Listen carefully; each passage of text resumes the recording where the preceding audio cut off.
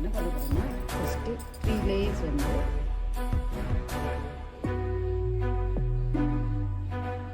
Chain stitch போட்டுக்கிறோம். ஏன்னா நமக்கு வந்து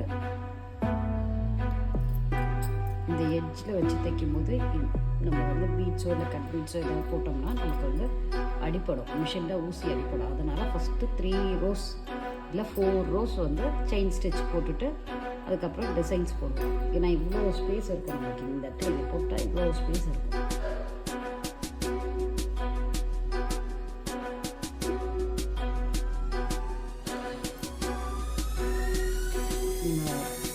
போடும்போதே சின்ன சின்னதாக போட்டால்